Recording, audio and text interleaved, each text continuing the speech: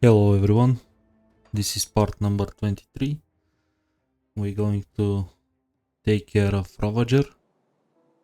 Probably we're gonna trigger Mogdrogen fight just to explain it. This build is not very good at killing Mogdrogen for a couple of reasons that I'm gonna explain later.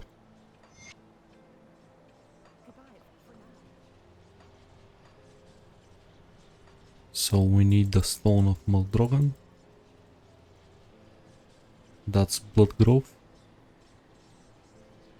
I'm gonna do this quest just as a showcase. I'm gonna explain the battle in general.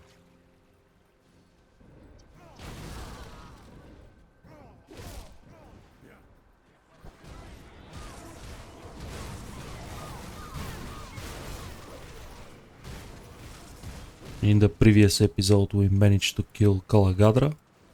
Not the cleanest kill of my own, but still not the worst. I did several pilot mistakes, which almost cost me the character.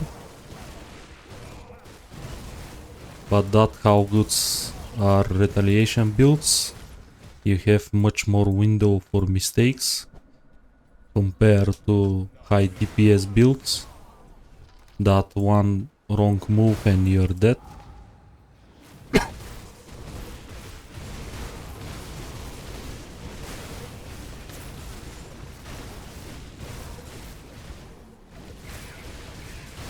After we get that's actually the set that I plan to play around. I found this quite late. I think I'm gonna stick with my current setup. I'm not gonna go for a crafting session. Because I managed to find the Avenger of Cairn, which is an extremely good amulet. And I'm not ready to give up on this. But keep in mind, Stone Guard set is a amazing endgame set for this build. I'm gonna probably link a Theorycraft build around this set as an option, and another link as well. What was my plan for this one outside of any sets?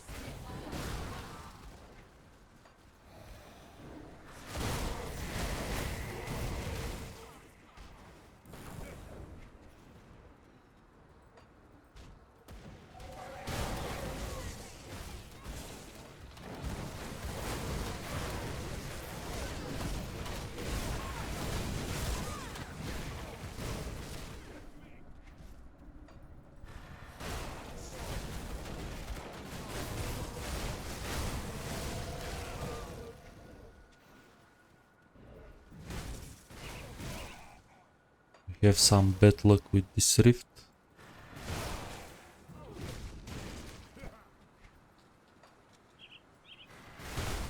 Here it is.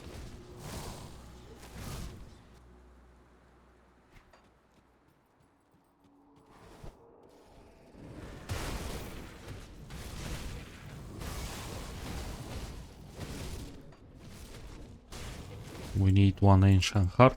I'm not gonna look for the exit. I'm gonna directly escape.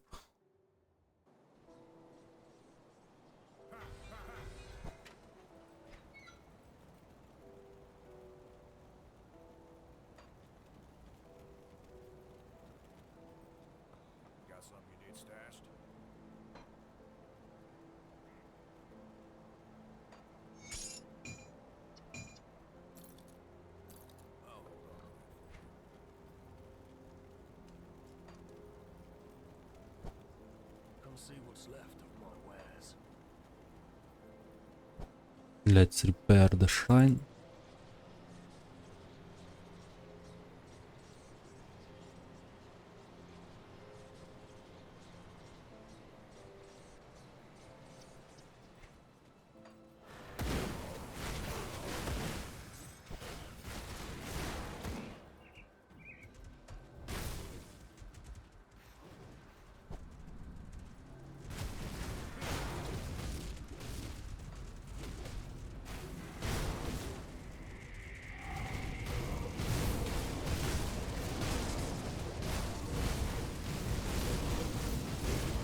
We're gonna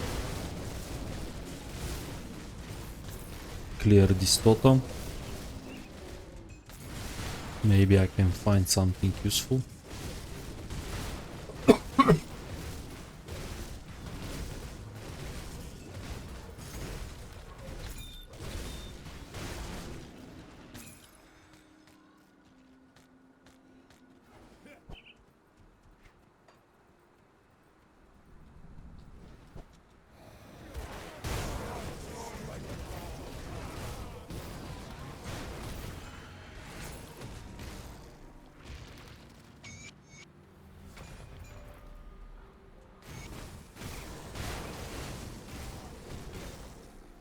This triggers ambush, so we have to kill the Chthonics, and Mogdrogen's gonna spawn. At first place he's friendly, but if you insult him, you can fight him. He's gonna drop shoulders, that's basically for lighting pets. Honestly, this fight is maybe the most worthless in the game. These shoulder guards not very good either, because lighting pets is a very bad archetype at the moment. According to Mogdrogen, he is a one-shot king. This is the most tankiest of all super bosses. On top of that, he has a ridiculous amount of offensive ability and defensive ability as well. He's gonna be level 112 and he's gonna have around 3.3k offensive ability, which is extremely high amount. He has a shotgun mechanic. He uses stun jacks. Also, he is a very bad matchup for me because he doesn't trigger any retaliation. He is a pure caster. On top of that, his Sunder mechanic covers large area of effect, and on top of that he shreds 80% elemental resistance. He doesn't deal any fire, but he deals tons of lighting, and on top of that he summons a lot of ATs, which some of them are chill mains. They deal cold damage, so you want to be overcapped by 80 in cold and lighting according to fight him. You need a very good offensive ability if you want to proc, for example in my case, Assassin's Blade, which I'm not sure I can gonna proc now because he has around 3.1k defensive ability. Also, I have to switch over all of my resistance to put my cold further, which can be problematic. I can cover my lighting with the ointment. I have another ointment, but I need 50 plus cold, according to be sure I'm not gonna die to the ATs.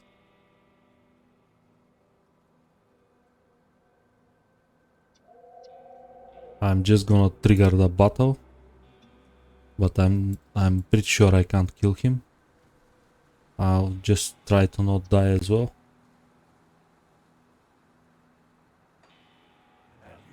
So basically, if you put, you have to, if you're a god, then why did you allow the Grim Dawn to happen? Perhaps you're not as powerful as I thought. Nobody talks to me like that way, and you can attack him. So as you can see, his shotguns, that's the ATs. As you can see, my elemental resistance shred a lot. This battle involves a lot of kiting, so you have to be sure you kite a lot. He's gonna summon tons of ATs. In general, this is the whole battle. It's a hide and seek. You clear the ATs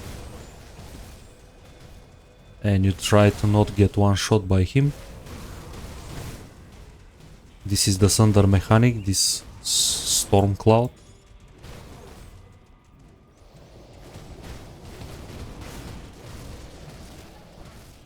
But as I said, he regenerates pretty fast. On top of that, I can't deal any damage to him.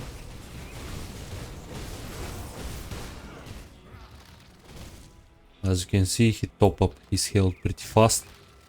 As well, he's gonna enrage at 50%.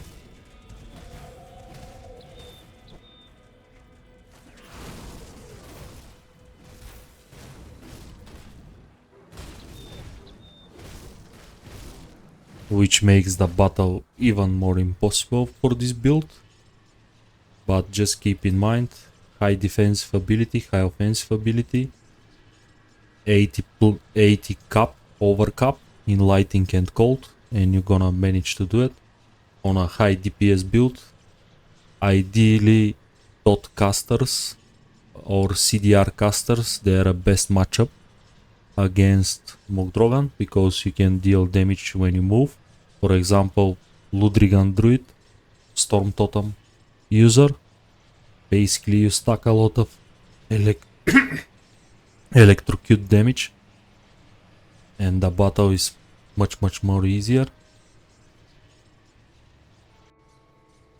Let's move on to the Ravager questline. You need the hearts of 3 Wendigos. One of them is at the village here, in a 4 different spawn locations. We're gonna just discover the map a little bit better.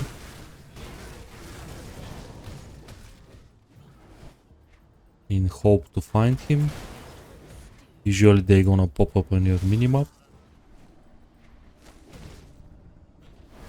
Ravager fight is a much better matchup for me.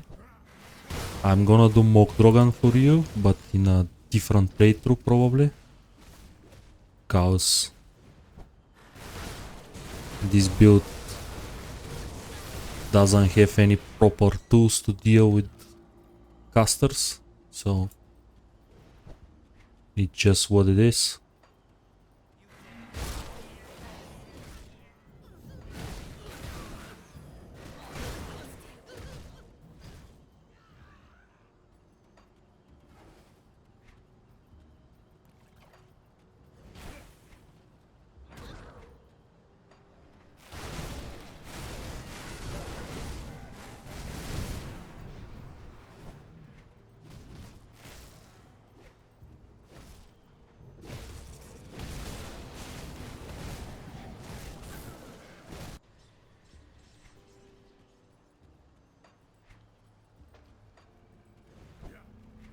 I think we did the wrong village. The Wendigo is actually here at the Gloomlord Rift.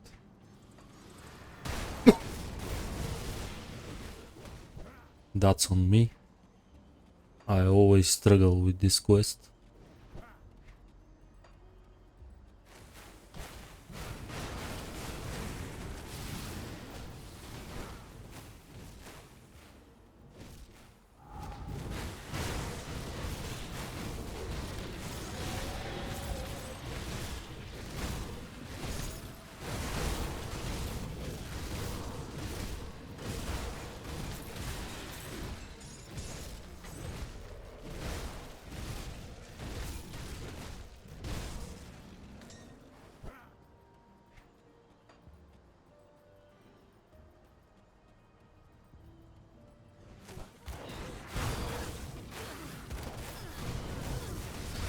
We have to scout all the cannibals camps for this guy.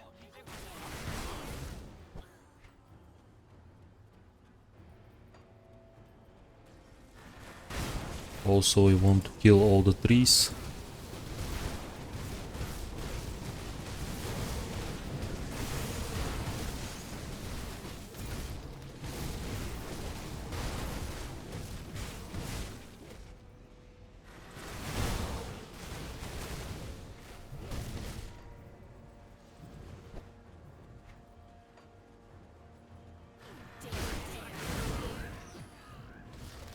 Also, if you keep the quest open, you can farm their metal MI. These three guys very good at dropping it. So he's here. That's Handarot. Nothing special about them. We summon Kuba. That's gonna be a problematic. We have to deal with the healers. You have to reposition a lot. Your damage is not good enough because Kuba is gonna regenerate from the pools. That's why I'm repositioned constantly before he spawns so much pools under my feet. So Kuba's gonna split again in 4 lizard ones.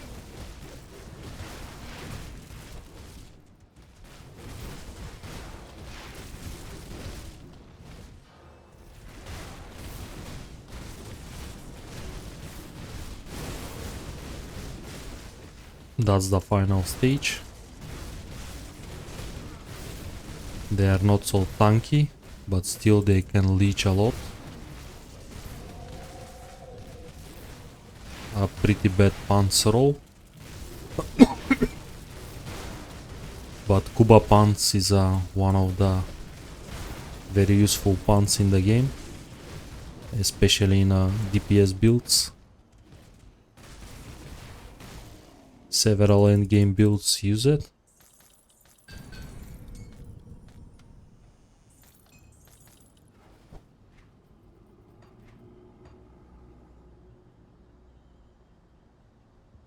So next guys, they're again in a different location. Some of them is here.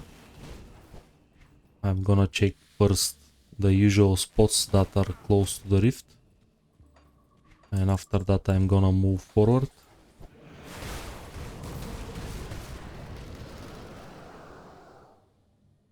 To spots that not very common.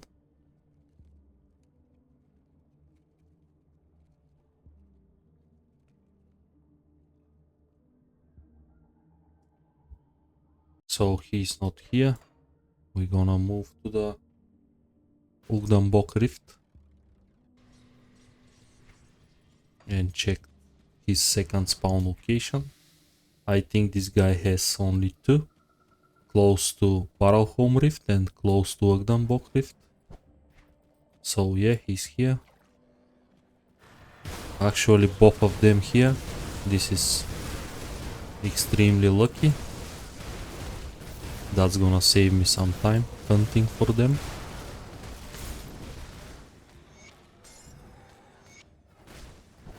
And I found some useful medals as well. Let's talk to Scorf.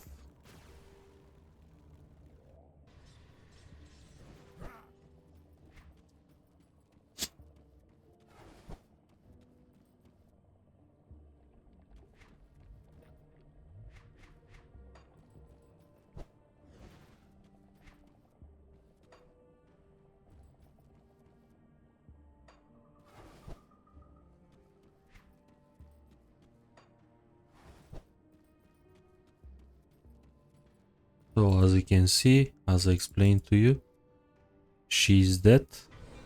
Doesn't matter if you save her or not. Corv's gonna find her and kill her.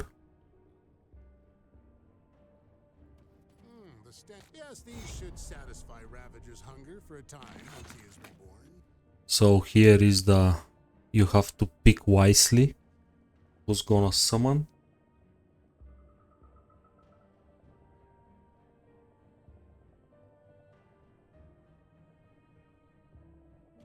Oh, it's you. It is Ravager. One of them summons a Ravager of Flesh.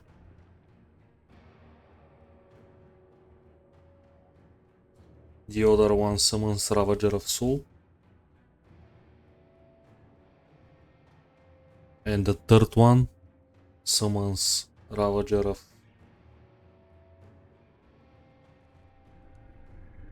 of Mind, which is all of them have similar abilities, but for example, Ravager of Souls, he deals ether damage on top of his physical, and they have different mechanics since the last patch. For example, Ravager of Souls, he summons totems that gonna sunder you. Ravager of Minds, he summons totems that gonna strip your buffs, basically put arcane debuff on you, which is very bad. Ravager of Minds is basically the worst battle in the game. Never summon him, in my opinion. If you want personal challenge, yes, you can do it. This build is absolutely no go against Ravager of Minds. He's gonna tears me apart. My best matchup, and usually the easiest one of the three of them, it's Ravager of Flesh. He has just some energy drain pools, but for example, Ravager of Souls, he has Thunder pools. On top of that, they put Fumble on you. You're gonna miss a lot, which means no life leech, and you're gonna end up dying sooner or later. In general, your best bet is Ravager of Flesh, so you have to sacrifice T-Volt according to summon him, and that's what I'm gonna do. And this is the final quest. Here is the Ravager. I want to prepare a little bit better. So Ravager of Flesh is gonna deal physical, bleeding and vitality. He shreds around 50-55. It's slightly nerfed this patch. So basically I have bleeding enough. I have slightly low vitality, so I have to put something to cover this. For example, this one I'm gonna swap. I don't care about any elemental resistance, so 59, 93, that's gonna be enough. Ravager has 3.1 offensive ability, so probably he's gonna crit on me. And he has around 3k defensive ability. I'm pretty sure I can crit on him with all the shred I had. But first I have to craft myself. Actually, I have everything that I need. I'm gonna use this too, just for a slightly better. I'm gonna use either this tincture offensively or this tincture defensively, and I'm pretty sure I'm gonna be okay. There is a high chance I can die because my gear is terrible. This is leveling gear apart from the helm and the amulet. All the rest. Okay, Dread Armor of Azragor is an endgame armor as well, but my medal is not something very good. My right ring is trash. My left ring is completely trash. This is a Legion War Seal. Basically, my shoulders. So, but the idea is to show you super bosses in affordable gear. Everyone can kill these guys in endgame gear. So you have to insult him again.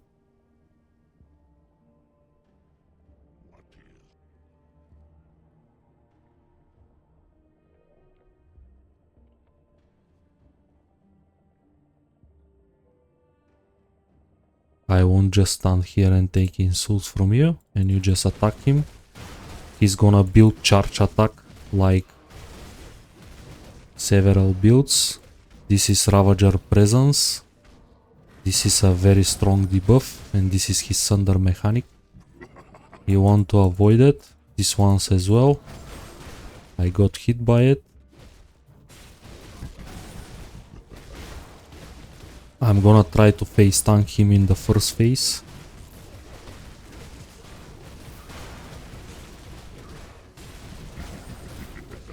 That's not gonna work out.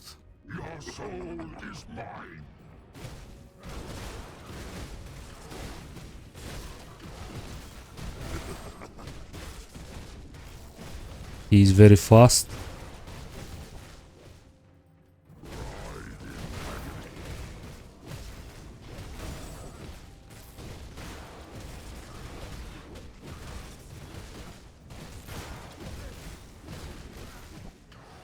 He drains my energy as well.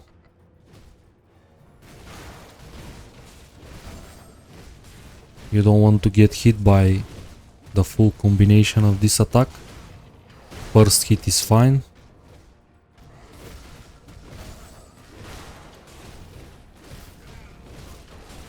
He's gonna enrage at 50%, which where things get spicy. As you can see, this is high bleeding damage.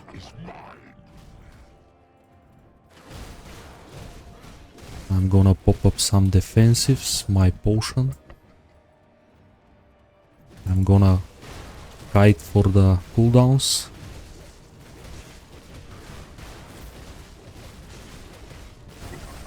The problem is I can't crit on him, so I can't trigger my Assassin's Blade.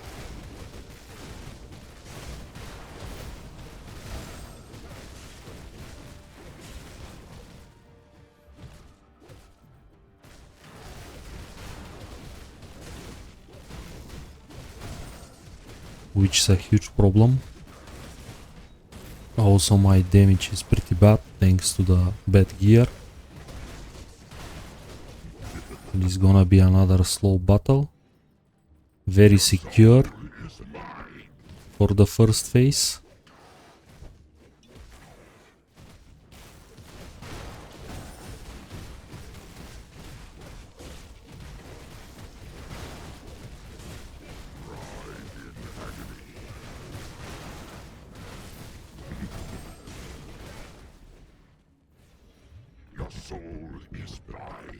That was my Mahir's will.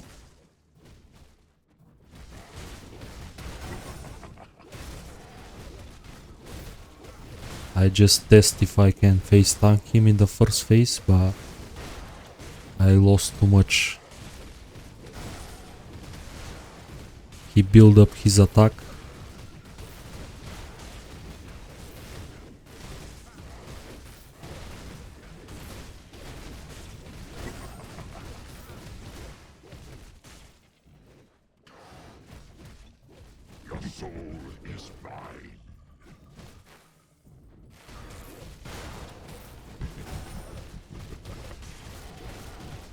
We are very close to approach the second phase, and we have to be extremely careful in that phase.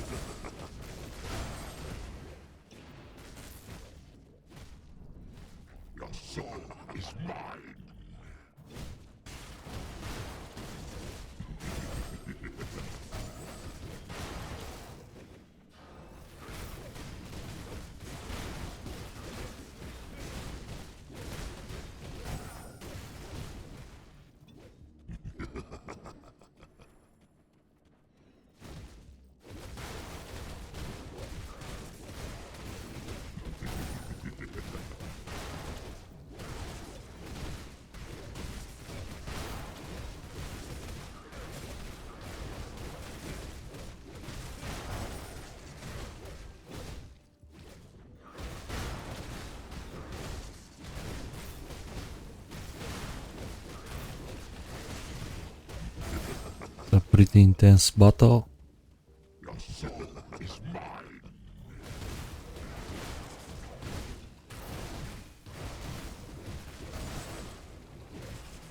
We got hit.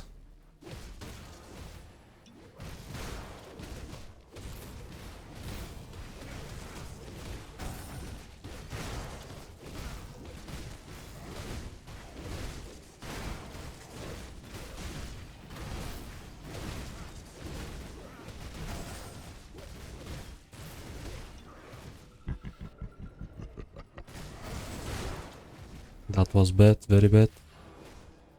I didn't saw it.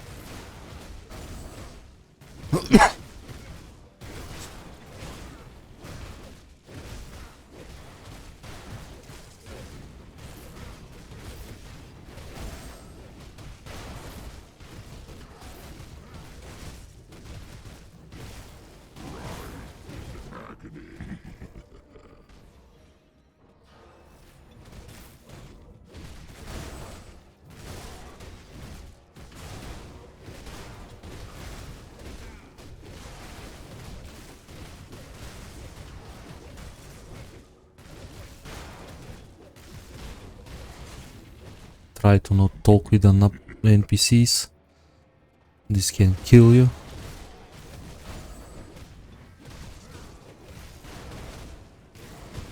Usually you can manage your cooldowns better than me. I just got panicked from time to time and press my health potion completely as unnecessary.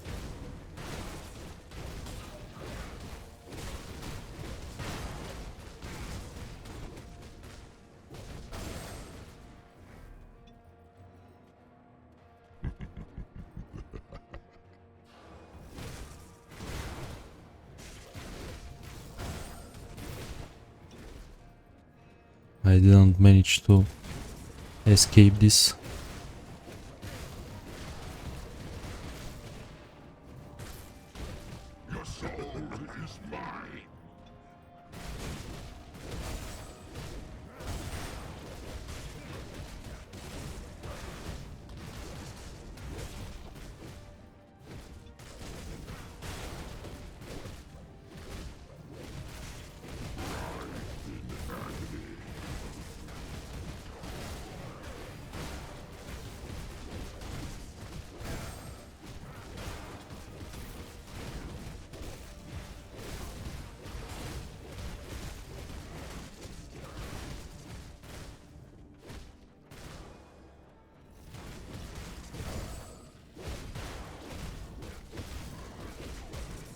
We are not so far from killing him.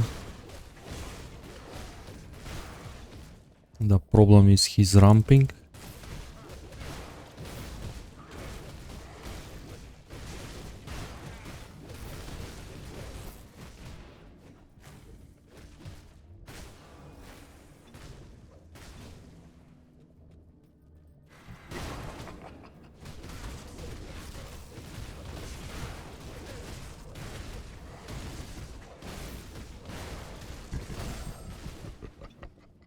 Damage is extremely high at this point, even on a tank build like mine.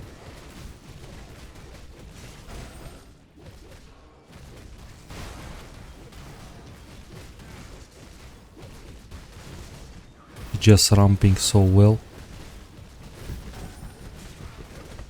Especially when he got me with all his stuff.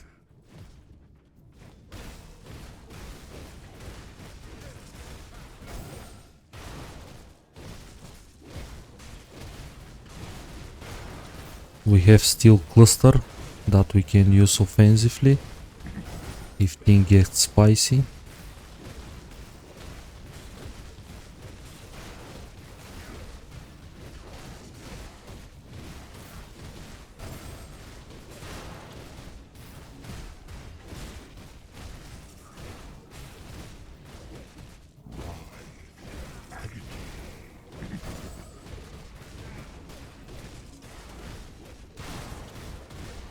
That was Menhir's will, which means sooner or later I have to fight him so I can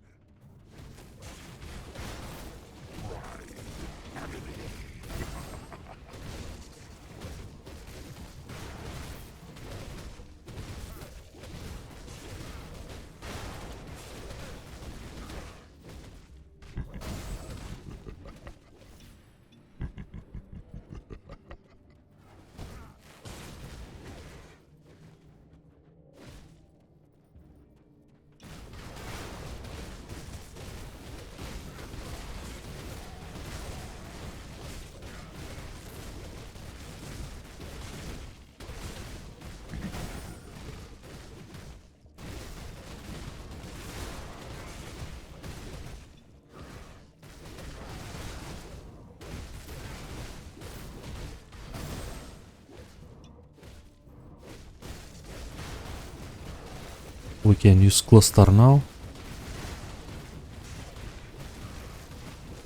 Just pick up some damage.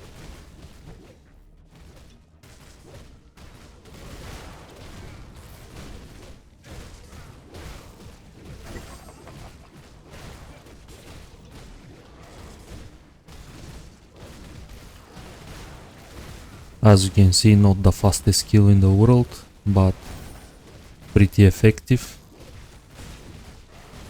Especially if you need his MI and you want the achievement as well.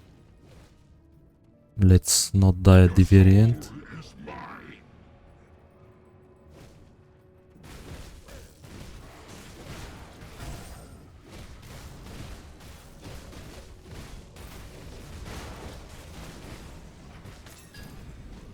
And that's it. Ravager fight. Extremely slow. Usually this build is much better, but I think after the nerfs it's very far behind compared to other retaliation classes. So this is a pretty good offensive helm for different builds. Comes with a resistance shred as an active skill.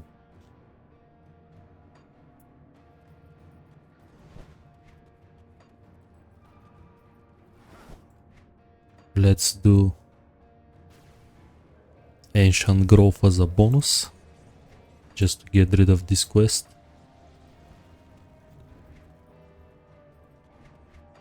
We're gonna need a single skeleton key,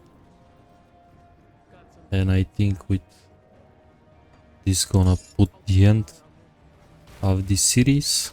I'm gonna just prepare a conclusion video going to rank up this build and the class in general. I'm gonna explain different aspects of the game, and I'm gonna tier basically this build according to my experience and the patch notes as well. In general, it's a pretty safe build. Can't clear the whole content, unfortunately. Impossible to deal with Mogdrogen and Crate because the nature of the battles. But apart from that, it's a very good Ravager, Calagadra, Locker and John Bourbon's clones killer. Also a solid SR farmer. And a very good starting class in general. But I'm gonna explain this in the conclusion video.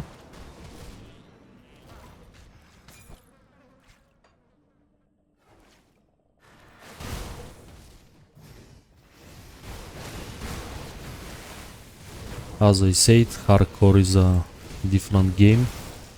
That's why it took me so long to kill Ravager compared to softcore builds that can kill it under a minute or in the minute benchmark. For me was maybe 10 minutes fight.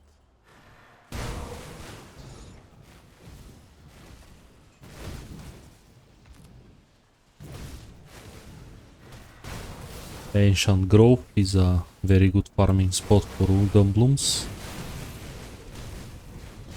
but I do this as a bonus because I have the quest. Usually I don't do any dungeons. For me it's pointless.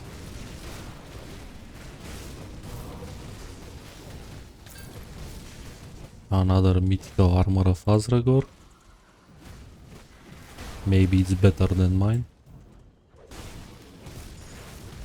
No, this is a pretty bad roll on the physical resistance. This is a vendor trash.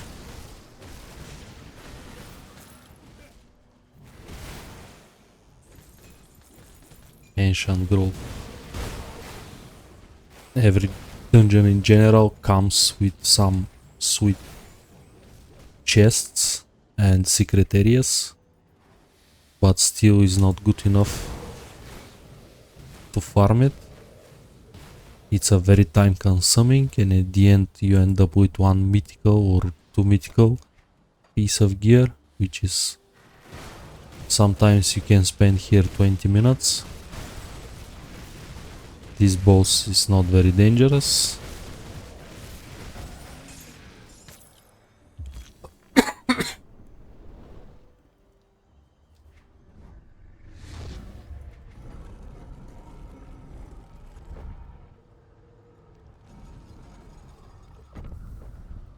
You have to act very quick. If this door is gonna close, you're gonna lost your key. Don't get distracted until you wait. Mutators is a bad ones. We have crippling, we have brawling, and we have time wrap, which is not good at all. That means Gargabol's gonna spam his skills much often. Usually this is a reason to restart. I'm not gonna restart. Every single dungeon there is a secret trial room like this one. This is trial of corruption. So this gonna spawn tons of heroes, mobs and stuff in the arena principle. So I'm at the middle and they gonna spawn until I clear all the waves.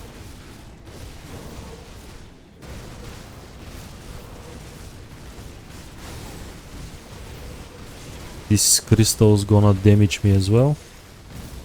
Trial of corruption is one of the deadliest ones.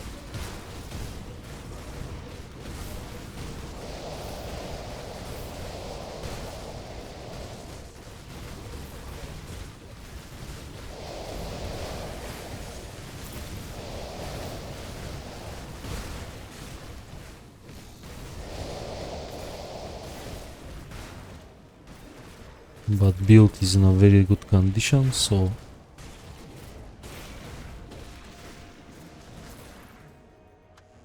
and there is a very good chest at the end. This one was completely trash, but there is a vendor that you can basically refresh.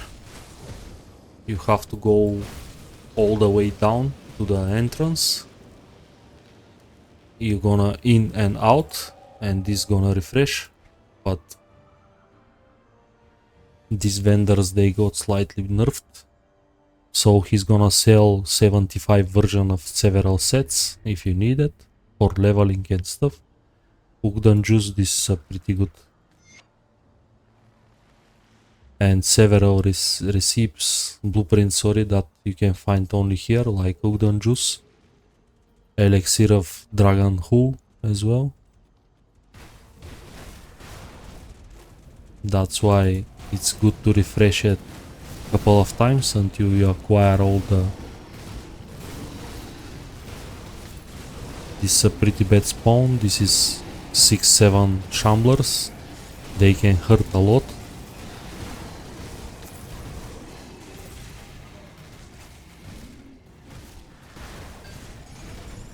Especially with the brawling mutator. That's why totems in dungeons. This is another not guaranteed spawn. This is Deathstalker. This hero is a pretty rippy because it shreds physical resistance, as you can see. But this is the only hero in the game that drops Deathstalker relic. So if you need that relic, you have to farm Ancient Grove. This is another optional boss. I hate this guy. Comes with tons of fumble.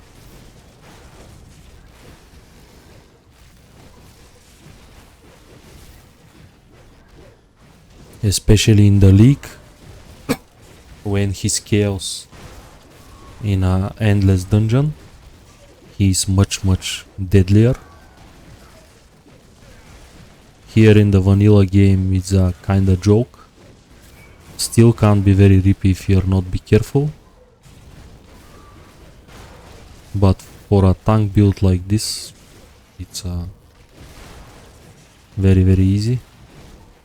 Apart from the tons of fumble that puts on me, it's very hard for me to score any damage. His loot table is not bad at all, but it's completely optional. This guy is always here as well. He drops an MI.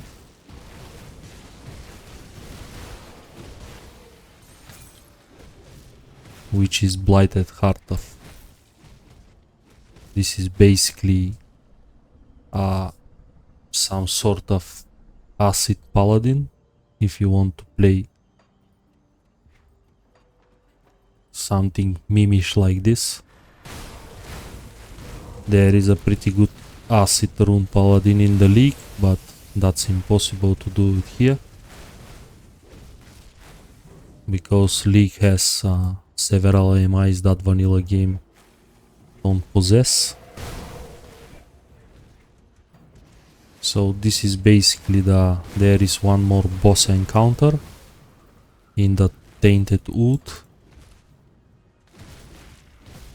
which drops a very good demolitionist medal. Amulet, sorry. But this guy is quite annoying to chase. So he's here, but he always runs. This time he stops. Vilgazor drops an extremely useful amulet.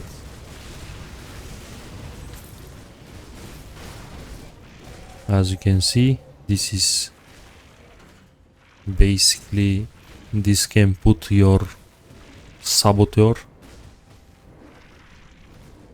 This is a nice Nightblade plus Demo amulet, but usually you can use it only for a demo. This is basically converts physical to fire of your Grenado, so you're gonna be a proper fire bomberman with this.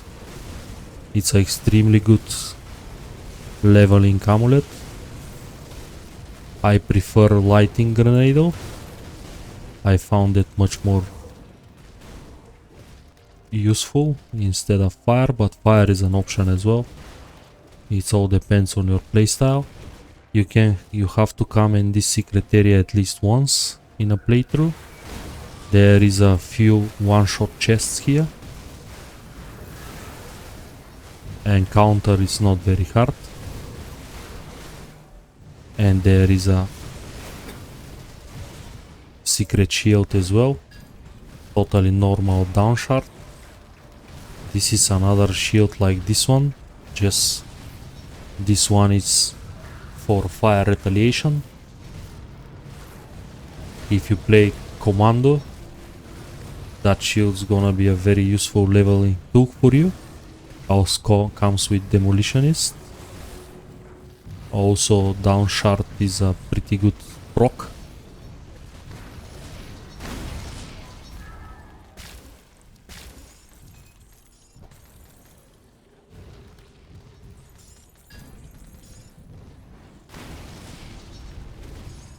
This is a very profitable area, but just once. In the second playthrough, this chest's not gonna be there.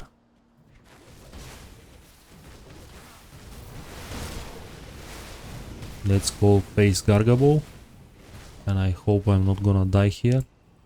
Gargabol end up several of my characters. This boss is very strong. Battle comes in two phases. First phase is a joke.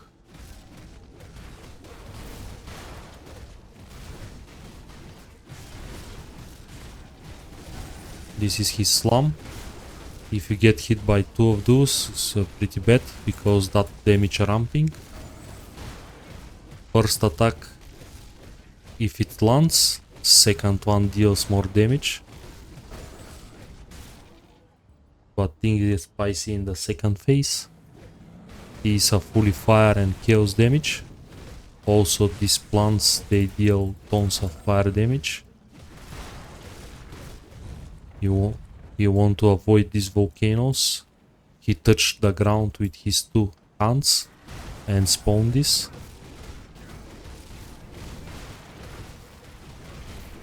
As you can see, damage is extremely high. This can one-shot you very easily. Face tanking Gargabol is a very bad move.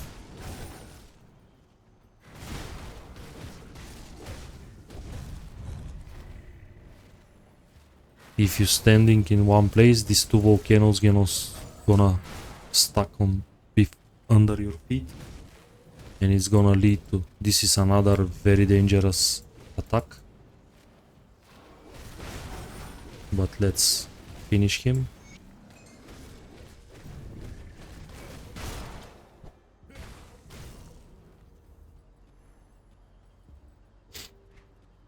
He drops this epic MI, and there is a legendary one as well, and some Gargabol rings.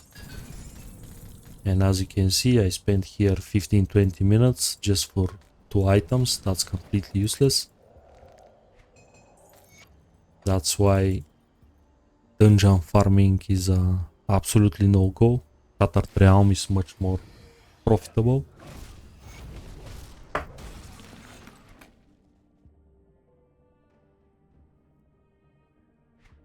Let's check the Gargabol ring, if it's any good.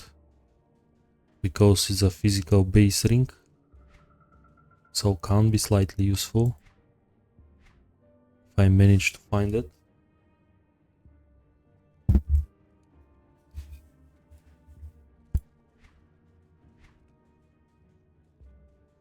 So Stalwart of Destruction, not very good one. Comes with defensive ability, offensive ability. Actually, it's not terrible, but there is a much more useful roles. And with this, I'm gonna end up this episode, and basically this is the end of this series. Just there gonna be one conclusion video explaining the pros and cons of the build, and basically I'm gonna tier it